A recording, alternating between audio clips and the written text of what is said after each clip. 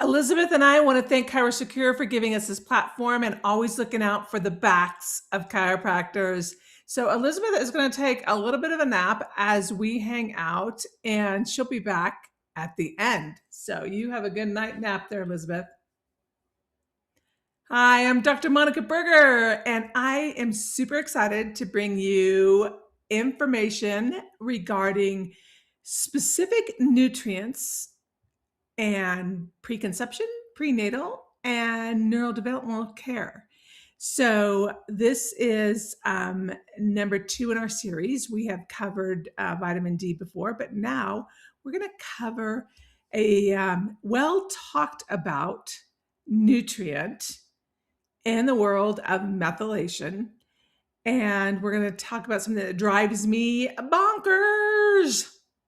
So we're going to talk about folate.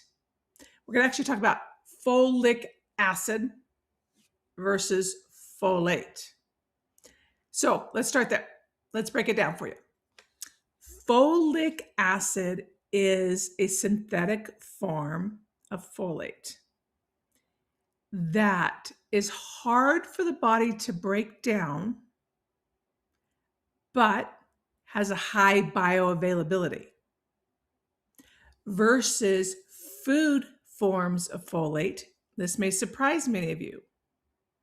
Food forms of folate, depending on the integrity of the microbiome, can be easy or difficult to break down, and its bioavailability is only about 50%.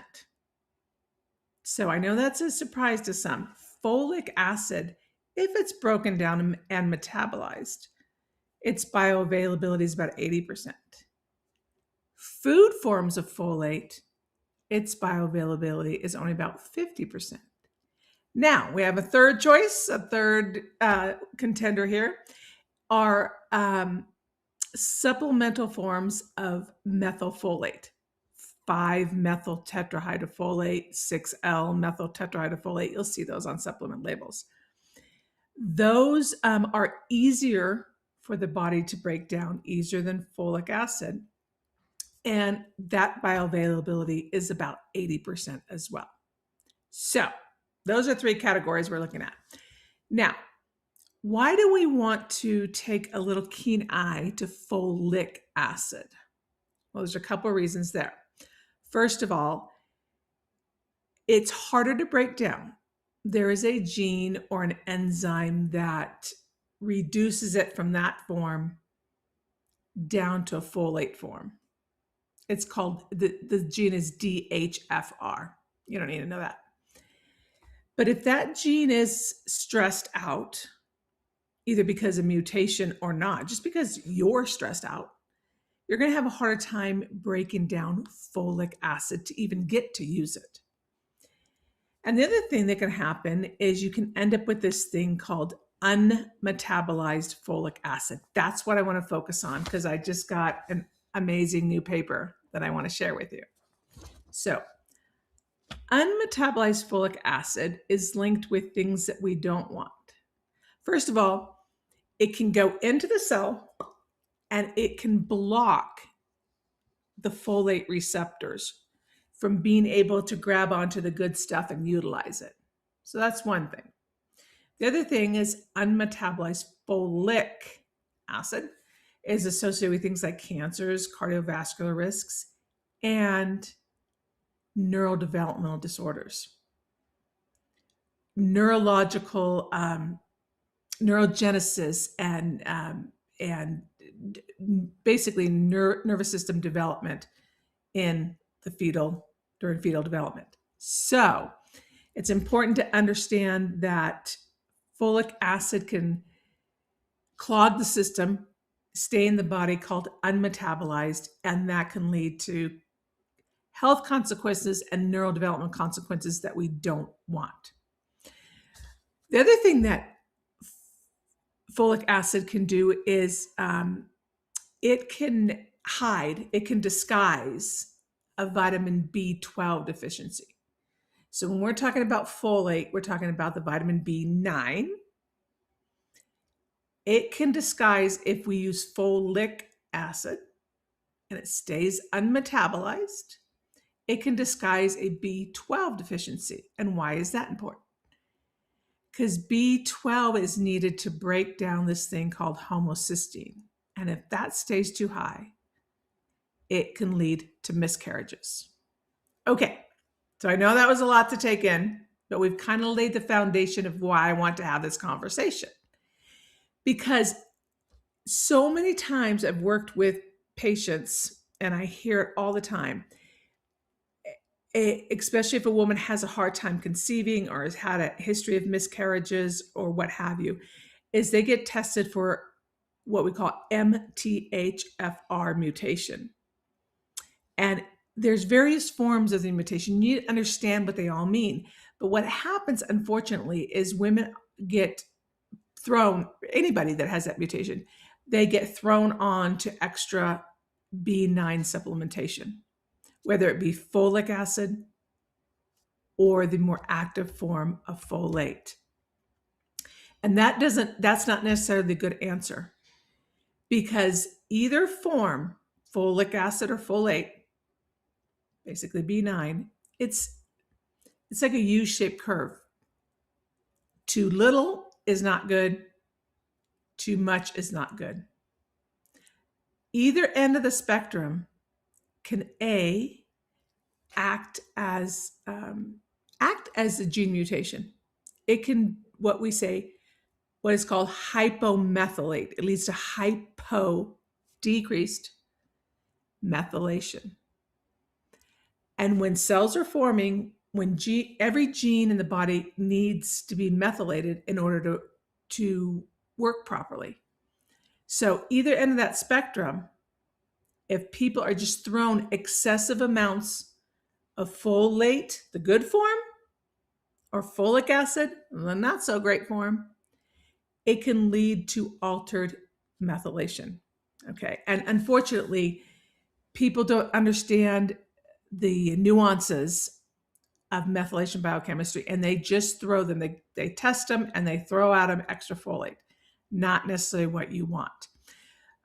So it's important to be able to test to see if a person's too high or too low, and to know what form to use. So this paper that just came out looked at prenatal vitamins, and specifically prenatal vitamins that had folic acid in it versus prenatal vitamins with folate. And what they found was those individuals, it was a mom-dad duo that they tested. Those taking a prenatal with the folic acid had 31% of unmetabolized folic acid in the system. Okay. Those taking the form of folate had only 7% in their system. So that's incredibly important to understand. It's thought that in the United States, about 35% of individuals are taking a folic acid supplement. About 95% of individuals in the United States have been tested too high in the unmetabolized form of folic acid. And in Canada, that number is about 95% tested high for unmetabolized folic acid, 97% of pregnant women. Now, mind you, this is related to neurodevelopmental consequences, especially things like autism. And even in a study in Canada, they found 40% of adults were high in what we call red blood cell or RBC folate. So it's either form that can cause the disruption in neurodevelopment. Now, a couple populations I want you to be mindful of. The pregnant population.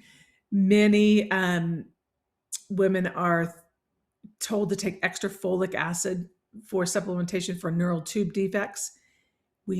Too much can be detrimental. The other population I want you to be mindful of are those with autoimmune disorders, which are rapidly rising in the United States, because many of those individuals are on a prescription called methotrexate. A lot of M words, huh? And that methotrexate drives down B9. And they are often told to supplement with folic acid. So, your takeaways. I know that was a lot. Your takeaways. If you're working in the preconception prenatal care, do a deep dive history. Do they have a history of taking folic acid? Were they ever prescribed it or taken it over the counter? Look at their prenatal supplement or their daily vitamin supplement. What form is in there? And let's switch to the methylated form. Teach them about diet. Much of the folic acid in the United States comes from food, from our food sources, from processed foods, because they started putting this in folic acid in processed foods for prevention of neural tube defects, I think back in the 70s. So we can be getting an abundance of it through our diet. So we want to do a history of the diet, switch them to whole foods with natural folates. Again, only about 50% of that is metabolically available.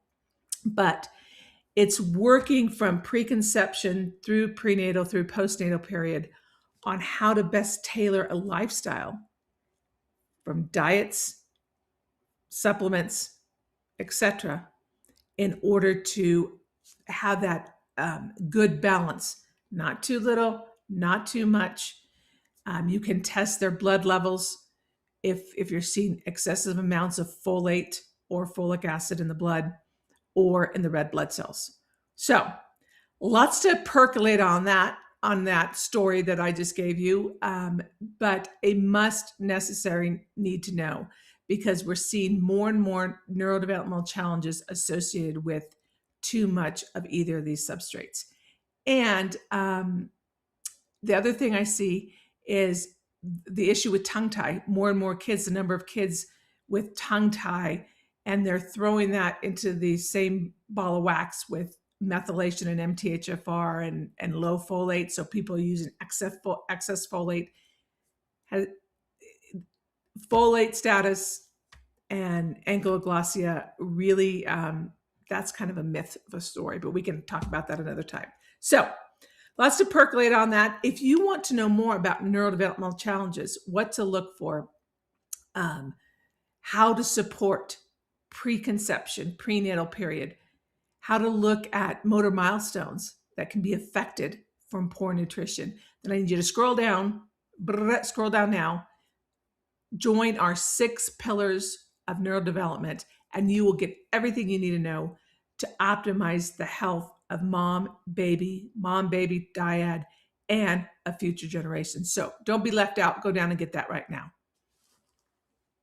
And once again, Elizabeth and I want to thank ChiroSecure for giving us this platform and for really being in the trenches with us and helping us spread the word about kiddos and chiropractic. Until next month, you have an amazing rest of May.